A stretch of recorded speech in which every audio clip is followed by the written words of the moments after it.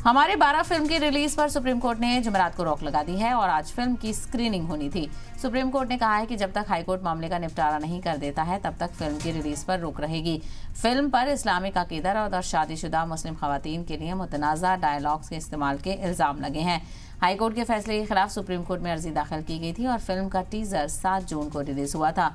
Supreme court की vocational bench ने कहा है कि उन्होंने यूट्यूब पर फिल्म का टीजर देखा है और उन्हें लगता है कि ये मुतनाज़ा है। जस्टिस विक्रमनाथ और जस्टिस संदीप मेहता ने हुक्म देते हुए कहा कि जब तक हाईकोर्ट में ये मामला चल रहा है फिल्म की स्क्रीनिंग नहीं हो सकती है। जस्टिस विक्रमनाथ ने हाईकोर्ट के अबूरी हुक्म का जिक्र करते हुए कहा कि टीजर मुतनाज़ा है और हाईकोर्ट इसकी स्क्रीनिंग पर रोक का हुक्म दे चुका है, जो जारी रहेगा। मामले में अर्जी गुजार अजहर बादशाह तंबोली ने central board of film certification के खिलाफ रेट अर्जी दाखिल करके हमारे 12 को दिए गए सर्टिफिकेशन को रद्द करने और रिलीज पर रोक लगाने की मांग की थी।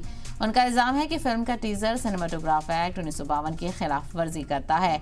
उन्होंने कहा कि इस्लामिक रवायतों और शादीशुदा मुस्लिम खवातीन की तौहीन करता है। अगर फिल्म को रिलीज किया गया तो ये आइन के आर्टिकल 19(2) और आर्टिकल 25 की खिलाफ वर्जी होगी। अर्जी गुजार का कहना है कि टीजर में कुरान की आयत 223 को मिसरीड किया गया है और दिखाया गया है कि मुस्लिम खवातीन को समाज में कोई जाती हक हासिल नहीं है। इसके अलावा इस पर रद्द-ए-अमल भी सामने आ रहे हैं। बॉलीवुड के अंदर के रद्द-ए-अमल के हवाले से आपको बताएं, रज़ा मुराद ने कहा है कि एक तबके को हमेशा से टारगेट करते हैं और उससे पैसा कमाते हैं। सुप्रीम कोर्ट का जो फैसला आया है उसका हम खैर मकदम करते हैं। हमारे मुल्क का जो निज़ाम है वो एक जमहूरिया निज़ाम है।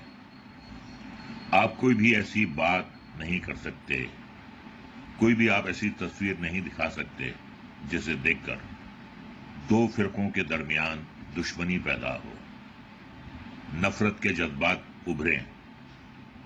ये जो रिलीज होने वाली फिल्म है हम दो हमारे 12, इसके टाइटल से ही आप अंदाजा लगा सकते हैं कि एक फिरके से ताल्लुक रखने वालों के खिलाफ ये फिल्म बनी है। उनका मजाक उड़ा रही है हम दो हमारे 12। मैं सुप्रीम कोर्ट को मुबारकबाद देता हूं कि उन्होंने इस फिल्म पर रोक लगाई।